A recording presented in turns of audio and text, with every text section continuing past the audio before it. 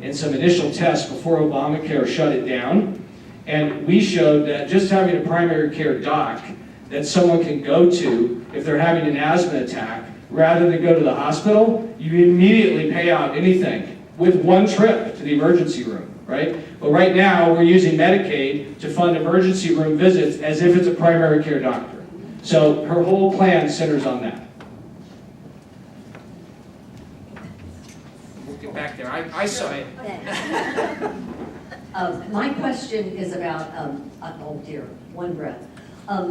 My question is about health care, and what I'm most afraid of is that the government is going to vote towards the end of this month about giving more money to Obamacare.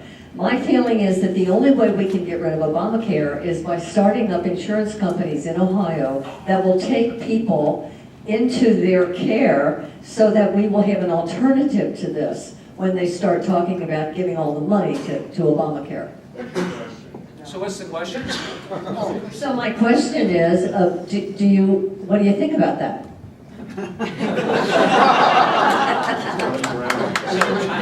I want to make sure you're asking me, what do I think about Obamacare, and then what do I think about accepting of government federal funds, or? No, what I'm asking is, how can we possibly get rid of Obamacare if they're going to keep funding it? And I think the only way to do that is to have an alternative all ready to go in Ohio.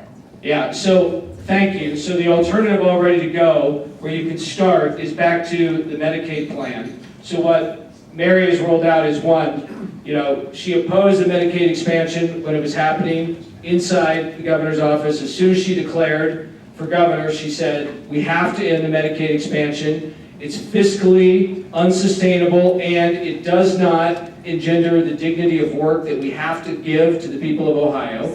So that's where you start with the state plan, okay? And then embracing the Medicaid to work rules that have now come down from Health and Human Services. She was the first one to continue to call for that. She's actually having a dialogue with Governor Bevin about that and the way Kentucky's embracing it as well. So those are where you start to lay down your markers to say this is how we carve it back from the federal government, right? So.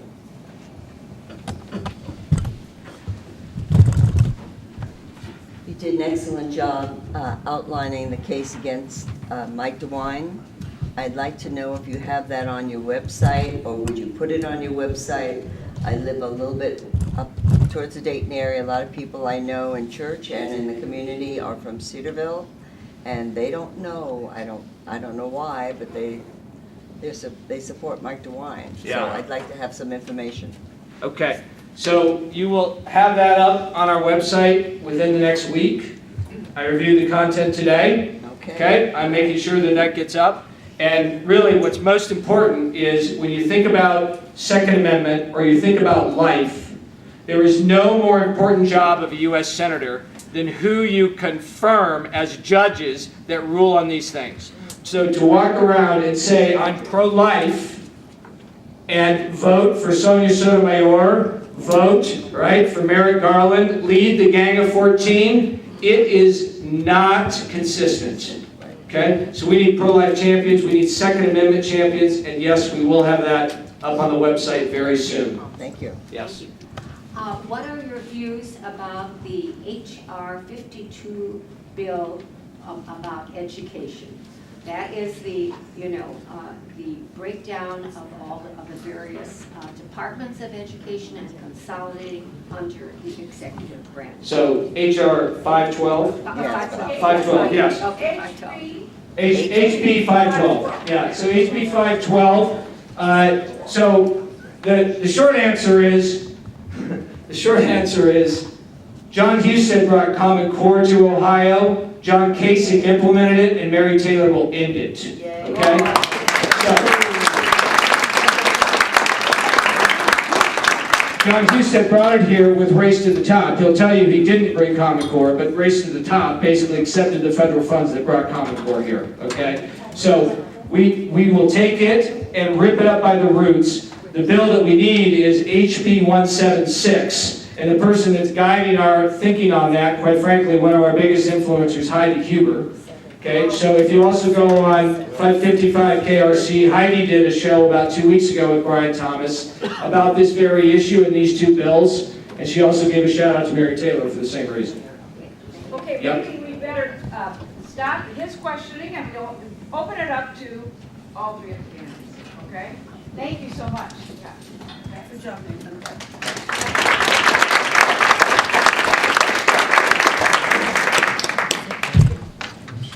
General question, anybody?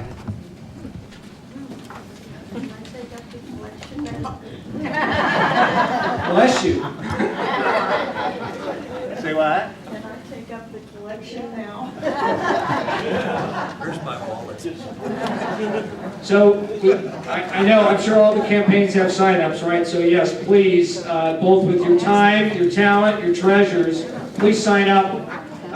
You know, the folks represented here are leading, I'll speak for all of us, conservative revolutions. So, you know, we all appreciate you being here tonight for sure.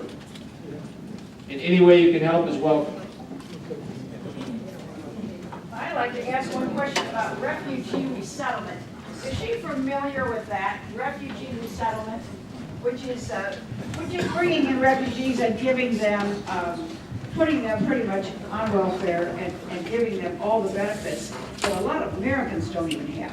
And so, of course, a lot of the Somali community, I think, are probably the refugees. I'm not too aware, I should be more aware of Ohio, but I know this is just going on all over. It's basically, I don't know whether you know that, but the meat packing companies and also yogurt, Yoplait, or whatever it is in Idaho Falls. What's your They're the question? ones, yeah. So my question is, what can she do about this? I'm talking about Mary Taylor here. I mean, I don't know whether she's aware of the idea or not. And of course, sanctuary cities naturally too. So, all right, so we'll take both of those, and both of those are, actually, I'd argue more federal than state, but I'll start with state and then let you guys pile on, right? So, refugee resettlement, I'd say it's actually more endemic. So it is a federal program, right? But you do have to work with states. And what I'll say is that the earlier question around Sharia law was asked. What you end up with is unnecessary burdens on public education when this occurs. And we see it double down here in Cincinnati because of not only refugee resettlement, but resettlement of families here on temporary visas to visit Children's Hospital. Okay? And so you have public schools that are basically having hundreds of kids being thrown at them who don't speak English or Spanish or other languages that we have teachers to teach them with. And quite frankly, in some cases, like in Mason, I've talked to some members of the school board, they refuse to even sit in a classroom with a woman teacher, okay? Yeah, that's a fact. And so that has to stop, not only for our educational system, but also for our federal system in terms of, back to some of the comments earlier about, are they going to assimilate or not, right? So I think what you need, and why you see not only Senator Lee, but Senator Steve Daines, also another staunch conservative in the Senate, endorsed this yesterday, is that one of their press releases said, we need strong state leaders if we're going to reestablish the 10th Amendment and bring federalism back, who will create a firewall with the federal government and partner with Tea Party conservatives in the U.S. Senate to stop it. So that's where Mary and I would be. I can tell you this, I've been around the state. I don't know if you've ever been talked to anybody over in Washington County, but they've got a ton of refugees there. They've resettled. A number of trucks came, or buses came in. The next thing they know, they've got a couple of thousand refugees from Syria. You know, I'm all for helping out people that are in tough shape. But I have to tell you this. I think once Syria is back in a peaceful state, the bus ought to be taking them back out.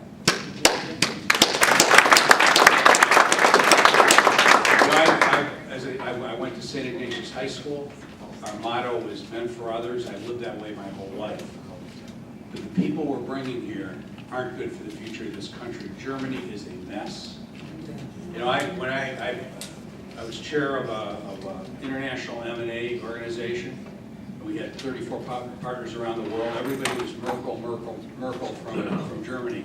They're no longer Merkel.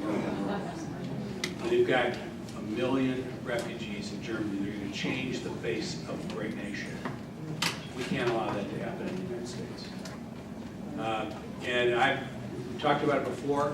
I think that immigration should be based on merit. And that's it. If you can't contribute to our country, you don't get in here. And certainly somebody whose very philosophy they grew up with is not consistent with our U.S. Constitution or even Western civilization, are not people we should bring in here in great numbers. And I would fight against that every step of the way. So I think we're dealing with years and years of poor immigration policies at the federal level. And I think President Trump really walked into a mess. And one of the things that we have to commend him for is he is making a very strong attempt to rebuild infrastructure in some of those countries that we know well and good the West is not their way of life. So you have to start somewhere, and I know that he's starting to, I remember the last State of the Union that he gave when he was talking about, he said something to the effect of, we cannot continue to go into other countries, cause major disruption that cause a refugee crisis where people who have no interests in the Western way of life are now flooding into the United States. And he also referenced the fact that when people used to come over to Ellis Island, believe it or not, we had major hand dexterity. You wanted to make sure people could use their hands if they couldn't speak English, that they could at least give some level of labor, and self-sufficiency was one of the #1 things where people were put in quarantine until they were healthy and they were able to stand on their own 2 feet to contribute. Somehow along the way, we've really lost that. And so given the opportunity to go to the United States Senate, I could speak firsthand to these initiatives and say, listen, I saw what this did to Blacklick, Ohio when I moved there and irresponsible immigration came in. I know what happened to my son's school when he was attending Licking Heights. And we were sitting in boardrooms where teachers were saying the young Muslim men were not integrating appropriately. They were not taking direction from the female teachers. I was in those meetings. I know the real effects. I also know that there are people who want to come over here and do the right thing because I help them integrate into the workplace. And I think it's about identifying the opportunities now that we have individuals here, making sure we end chain migration, making sure we end the visa lottery program, and making sure we have a skill and ability and a merit-based program before anybody comes into the United States.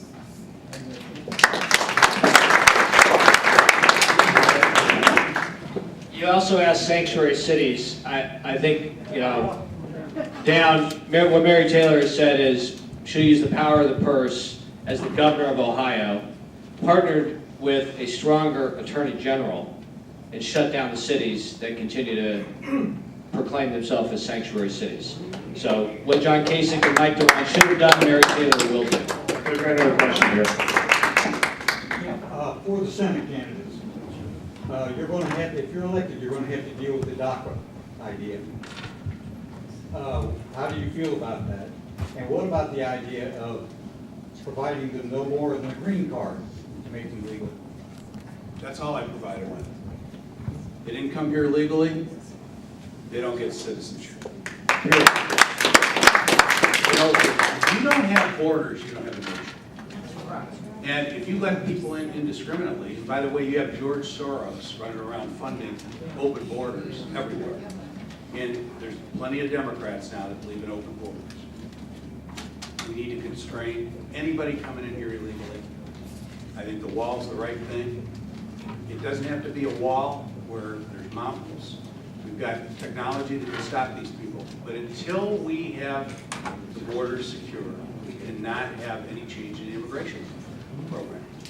And I think that the immigration has to be limited to merit. So DACA, for the people that are doing well, that are contributing to society, you know what? They can stay here. And if they want to become citizens, they're going to have to go reapply just as they would before they came to this country and wait in line. But if we start treating these people specially, if they came here legally, we're creating a nightmare that's going to continue forever. Because people are going to come to this country illegally, they're going to have kids because they know they're going to eventually give their kids that benefit.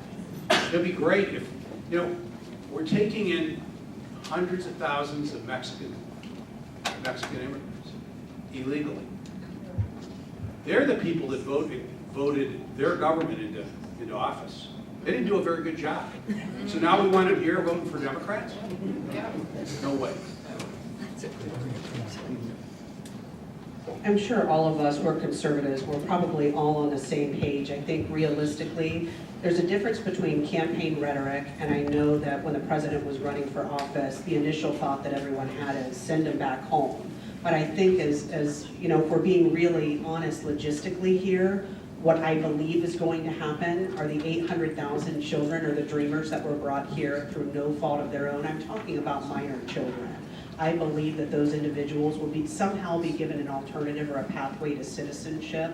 But I think at this point, well, might not like the answer, but I don't want to lie to you about it. I personally think that that's what's going to happen for the children that could not help it, that they will be given a pathway to citizenship. For those who have committed crimes and who have continued to come back here, obviously those are not people that we want in this country.